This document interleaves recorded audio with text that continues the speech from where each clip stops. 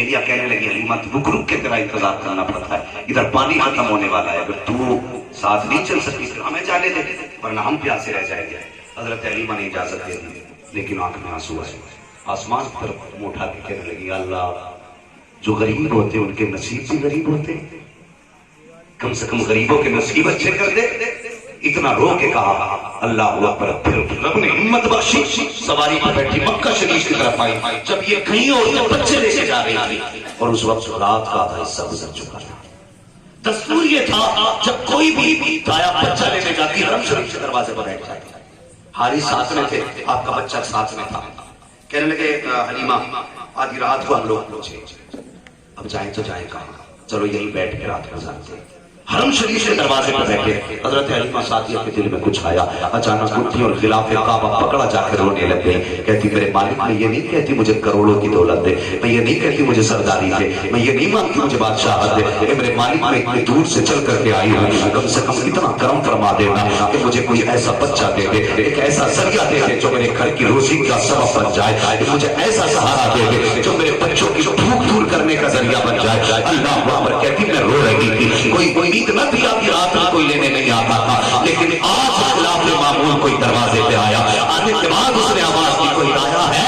कहती मैंने मुड़ के देखा ना तो चेहरे से लग रहा था कोई सरदार का चेहरा है, वजूद से लग रहा था बड़े खानदान वाला है। कहती खुशी के मारे ठिकाना ना रहा। मैंने कहा जी मैं कई बार से मैं कहा नाम भी ना बता पाई, मैंने मैं कह के आवाज दी, नजर चलती आई है। हलीमा सादिया कहती मैं करीब गई, आने वाले ने पूछा नाम क्या है, मैंने कहा हलीमा है। किस ताल्लुक से किस कबीले से ताल्लुक रखती हो, कब कबीले बनु साद से ताल्लुक है, कब फिरा चाहिए, जब वो लेकर के चले तो मैं सोच रही थी चेहरा बता रहा है ये कोई सरदार का चेहरा है, कबीले के बड़े का चेहरा है, जब इसका बच्चा हमें मिलेगा तो हमें सोना चांदी मिलेगा, ये जवाहरात मिलेंगे करके सोच करके पीछे चल रही थी। लेकिन अचानक अब्दुल मुत्तलिब पीछे मुड़े, कहते हलीमा क्या सोच रही हो कि दौलत मिलेगी, किसी बड़े बाप का बेटा है। कहा नहीं, वो जिस बच्चे को तुम लेने जा रही हो उसके सर पे बाप आसाया भी रही है, वो यकीन है और गुर्बत का आलम ये है जिस रात में घर में आया है उस रात घर में चराग न डालने को जोर निकला था।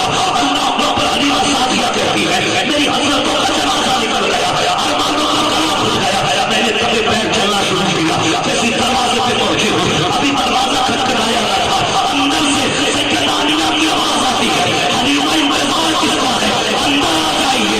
मैं अंदर कहीं जाके मैंने कहा था आमिना पता तो सही, कभी तुमने मुझे नहीं देखा, मैंने तुम्हें नहीं देखा, अभी बताओ तुम मुझे कैसे जानती हो, मैं तो तुम्हें नहीं जानती। हजरत आमिना मुस्कुरा के कहती है ए हलीमा जिस रब ने तुझे मेरे घर का पता बताया है उसी रब ने मुझे हलीमा सादिया का पता बताया। सुभान अल्लाह, सुभान अल्लाह, नारे तकबीर, नारे रिसालत, मसलके आला हजरत हजरत अल्लामा मुफ्ती हम्माद वादी, नारे तकबीर, नारे रिसालत, जिंदाबाद जिंदाबाद। तवज्जो है कैसे पता चला, फरमाती जब मेरा लाल आया ना अब्दुल मुत्तलिब कहने लगे मैं तो बाप में था, मैंने कहा या अल्लाह बेटा इतना शान वाला दाया कहां से लाऊंगा। आवाज आई अब्दुल मुत्तलिब महबूब भी हमारा दाया हम ही भेजे, लेकिन याद रखना दाया का इंतखाब हम कर चुके, नाम हलीमा है, कबीले बनु साद की है। कहते घर कच्चा है लेकिन ईमान बड़ा पक्का है, जो आएगी महबूब को लेने उसका घर कच्चा होगा लेकिन ईमान बड़ा पक्का का। बस तेरा ये इंतजार था। हजरत हलीमा कहती फिर मैं सोचने लगी लगता है किस्मत बदल गई। मैंने कहा आमीना बेटा तो दिखा। कहती मुझे इशारा किया ना हजरत आमीना ने, वो पालने में लेटा है। कहती मैं गई हुजूर पालने में थे, हरे रंग का कपड़ा पड़ा था, मैंने आहिस्ता से हुजूर के चेहरे से कपड़ा सरकाया। कहती बस क्या था हुजूर के चेहरे पे नजर पड़ी, मैं तो हुजूर को दिल हार बैठी, पहली नजर में दिल हार बैठी। फरमाती मुझसे बर्दाश्त ना हुआ, मैंने हुजूर को जगाना चाहा। फरमाती मैंने हाथ रखा ना, हुजूर ने आंख खोली नहीं, मुस्कुराना पहले शुरू कर दिया था। बेशक सुभान अल्लाह, हुजूर जान गए जिसका इंतजार था वो आज किया। फरमाती हुजूर मुस्कुराया, आंखें खोली, मैं बर्दाश्त न कर सकी, मैंने जल्दी सांस ला के सीने से लगाया। कहते बस हुजूर का सीने से लगना था, मेरी भूख भी खत्म हो गई, मेरे दुख भी खत्म हो गए। सुभान अल्लाह। जब मैंने हुजूर को लिया फिर मैं देखती रही। आमीना कहने लगी हलीमा जरा बैठ, अब तुझे बताऊं ये बच्चा कौन है, ये बच्चा कौन है। कहने लगी मैं बैठ गई। हजरत आमीना ने पैदाइश की वक्त की सारी बरकत वाली बातें बता दी। फिर उसके बाद फरमाने लगी अब बता इस बच्चे की परवरिश का क्या लेगी। इतना कहा हजरत हलीमा रोने लग गई। कहने लगी आमीना یہ نہ کہے کہ میں کیا لوں گی، بس یہ بتا یہ بچہ دینا ہے کہ نہیں دینا ہے۔ کہا اگر نہ دوں تو کہنے لگی پھر اتنی مہربانی کرنا اس بچے کے مجھے خادمہ بنا کے اپنے دروازے سے رہنے کی اجازت دے دینا۔ کہا کیوں؟ کہا اس بچے سے دور نہیں جا سکتی۔ حضرت آمینہ نے حضور کو حضرت حلیمہ کے حوالے کیا۔ بات لمبی ہے کیسے کیسے حوالے کیا۔ پھر جب لے کے چلی نا تو حضرت حلیمہ سوچنے لگی بچہ اتنی شان والا ہے تو کیوں نہ رب کو سجدے کر کے چلی جائے، کیوں نہ رب کے گھر کا طواف کرے شریف میں۔ یہ سوچ کر کہ حرم شریف میں آئی، سواری بھی وہیں بیٹھی تھی، کہتی میں حضور کو لے کے حرم شریف میں آئی، میں کعبے کا طواف کرنے لگی۔ کعبے کا طواف کر کے میں بیٹھی نا تو میرے دل میں تھا کہ میں حجر اسود کو چوموں، تو بھیڑ بہت تھی، میں نے سوچا کچھ لوگ کم ہوں گے تو حجر اسود چوموں گی۔ کہنے لگی میں کچھ دیر دور بیٹھی، کہتی جب میں بیٹھی نا حجر اسود اپنی جگہ سے اکھڑا، اپنی جگہ سے اکھڑا اور حضور کے ہونٹوں کو آ کے چومنے لگا۔ یہ اعلیٰ حضرت نہیں کہہ رہے، یہ نبی کی دودھ پلانے والی امی بتا رہی ہے، کہتی اپنی جگہ سے حجر اسود اٹھا، اکھڑنے کے بعد میرے مصطفیٰ کے لب چومنے لگا، کہتی سارے لوگ حجر اسود کے پیچھے تھے، حجر اسود میرے بیٹے کے پیچھے بھی۔ سبحان اللہ سبحان اللہ، زندہ باد زندہ باد۔ اور کہتی میں اپنی سواری پر رک گئی، میں سواری پہ جا کے بیٹھی ہوں تو میرے شوہر نے سوچا کہ بچہ چھوٹا ہے، حلیمہ تم پیچھے بیٹھو میں آگے بیٹھ جاتا ہوں۔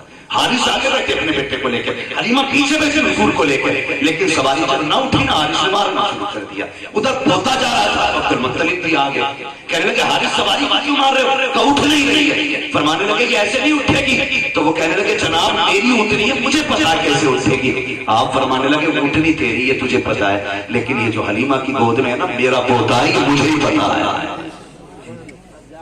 کہا تو اپنی اٹھنی کو جانتا میں اپنے پوتے کو جانتا ہوں، کہنا کیا چاہتا ہے؟ کہ بات یہ ہے ایسے نہیں، حلیمہ کو آگے بیٹھا، خود پیچھے بیٹھ۔ حضرت حلیمہ حضور کو لے کے آگے بیٹھی، اشارہ بھی کرنا نہیں پڑا، اٹھنی اٹھ کے خود بخود کھڑی ہو گئی۔ سبحان اللہ۔ ہاں آگے بیٹھی، اور اب حضرت حلیمہ سعدیہ کہتی جیسی میں حضور کو لے کے بیٹھی نا تو وہ جو تھا نا میں نے رسی پکڑ لی اور حضور نے میرے ہاتھ کے اوپر رسی پکڑ لی۔ کہتی میں نے تو چھڑائی رسی کہ بیٹے کا ہاتھ نرم ہے کہیں پھانس نہ لگ جائے، رسی مضبوط۔ کہتی حضور سے ایک بار چھڑائی، پھر پکڑی، پھر چھڑائی، کہتے تیسری بار چھڑائی نا تو حضور نے میری طرف نگاہ ڈالی۔ کہتی میں حضور کی نبوت والی نگاہ برداشت نہ کر سکی۔ کہتی جلال تھا اس وقت بھی، کہتی میں نے رسی چھوڑ دی، مجھے پتا نہیں تھا، اللہ اکبر، مجھے پتا نہیں تھا کہ حضور نے رسی کیوں پکڑی ہے، حضور نے رسی کیوں پکڑی ہے۔ کہتی میں نے چھٹائی کھائی لیکن حضور کچھ اور کہہ رہے تھے۔ جب حضور نے رسی پکڑی اٹھ کے کھڑی ہوئی نا تب پتا چلا گویا مصطفیٰ کہہ رہے تھے امی اب یہ نکیل میرے ہاتھ میں دے دے، صرف سواری چلانی نہیں ہے بلکہ جن سے پیچھے رہ گئی ہے ان سے بھی آگے لے کے جانا ہے۔ تو مصطفیٰ نے رسی پکڑی، اب اٹھنی ایسے چل رہی تھی جیسے ہواؤں سے باتیں کر رہی ہو، جو پہلے گئی نہیں پیچھے رہ گئی، انہوں نے جا کے دیکھا تو حلیمہ سواری بدلتی ہے۔ میں نے کہا نہیں سواری نہیں بدلی، البتہ سبحان اللہ سبحان اللہ، زندہ باد زندہ باد، سبحان اللہ سبحان اللہ۔ کہتے سواری نہیں سوار بدل دیا، چھوڑ کے آئے میں اسے لے کے آیا۔ سبحان اللہ۔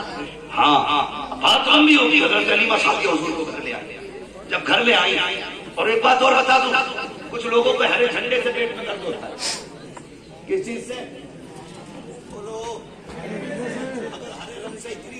تو پھر دنیا میں رہنا ہی چھوڑ دو۔ ہاں ہرے رنگ سے نفرت چھوڑو یا پھر دنیا چھوڑو، یہ سچی بات ہے۔ حضرت حلیمہ سعدیہ کہتی قحط کا عالم یہ تھا کہ کہیں ہریالی نہیں تھی، لیکن جس سواری پہ حضور بیٹھے تھے کہتے جہاں اونٹنی کے قدم پڑتے تھے وہ جنگل ہرا ہو جاتا تھا۔ سبحان اللہ۔ لوگ ایک جھنڈے کی بات کرتے ہیں، اس نے جنگل ہرے کر جا رہے، جہاں پیر پڑتا گھاس ہوگا۔ عورتیں کہنے لگی حلیمہ کیا لائی ہے؟ کہا بس لال لے کے آئی۔ فرماتی میں گھر لے کے آ گئی، گھروں میں چراغ بھی نہیں کرتے تھے، کہا میرے میں بھی نہیں چلتا تھا، کہا جب سے حضور آئے مجھے چلانے کی ضرورت ہی نہیں پڑی۔ فرماتی کبھی میرے گھر میں اندھیرا ہوتا نا اور مجھے اندر کا کام ہوتا تو چراغ نہیں لے کے جاتی، حضور کو گود میں اٹھا کے کمرے میں لے جاتی، کہتے حضور کے چہرے سے کپڑا ہٹاتی تھی پورا کپڑا روشن ہو جاتا۔ سبحان اللہ سبحان اللہ۔ اور یہ اب بھی کہہ رہا ہے میری طرح یہ منحوس پیدا ہو جائے تو گھر میں بدل جس محلے میں رہنے لگے گلیاں بدبودار ہو جائیں، میرے حضور کی برکت دیکھ۔ حضرت حلیمہ کہتی اندر لے کے جاتی تو چراغ نہیں حضور کے چہرے سے روشنی ہو جاتی، عورتیں کہنے لگی حلیمہ